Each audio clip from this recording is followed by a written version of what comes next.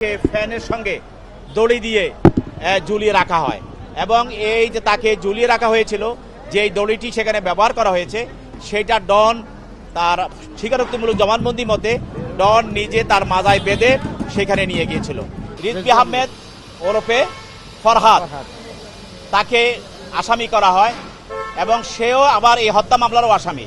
সেই মামলায় সে আদালতে এসে স্বীকারোক্তিমূলক জবানবন্দি দেয় এবং 164 দেয় এবং এই 164-এ স্বীকারোক্তিমূলক জবানবন্দি দিয়া বলে যে ডনের সঙ্গে তার পরিচয় এবং ওই মামলার আসামি ফারুক জাবেদের সঙ্গে তার পরিচয় এবং আজিজ মোহাম্মদ ভাই এবং সামিরা 12 লক্ষ টাকার বিনিময়ে ডনকে তারা ঠিক করেছিল তাকে হত্যা করার জন্য। এই 12 লক্ষ টাকার চুক্তিতে ডন, ফারুক, জাবেদ সহ আরও অন্যান্য আসামি, মোট 11 জন আসামি, তারা তাকে হত্যা করার পরিকল্পনা করে এবং সেখানে যেদিন তাকে হত্যা করা হয় তার বাড়িতে সেদিন এখানে আজিজ মোহাম্মদ ভাই ছিল, উপস্থিত ছিলেন, সামিরাও ছিলেন, অন্যান্য আসামিরা ছিল।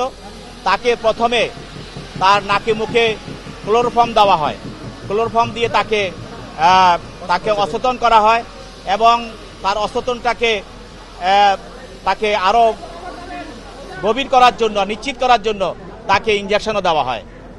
তারপরে পরবর্তীতে তার মৃত্যুটাকে নিশ্চিত হওয়ার পর তাকে ফ্যানের সঙ্গে দড়ি দিয়ে ঝুলিয়ে রাখা হয় এবং এই যে তাকে ঝুলিয়ে রাখা হয়েছিল, যেই দড়িটি সেখানে ব্যবহার করা হয়েছে সেটা ডন তার স্বীকারোক্তিমূলক জবানবন্দি মতে ডন নিজে তার মাজায় বেঁধে সেখানে নিয়ে গিয়েছিল।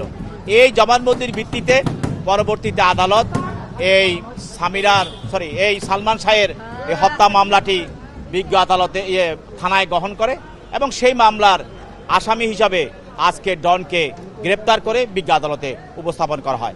তার পক্ষে কোনো আইনজীবী ছিল না এবং তার কোনো জামিনে প্রার্থনাও ছিল না। বিজ্ঞ আদালত এই তদন্তকারী কর্মকর্তার দরখাস্ত মতে এবং মামলার বিষয়বস্তু দেখে তাকে CW মূলে জেল হাজতে প্রেরণ করে।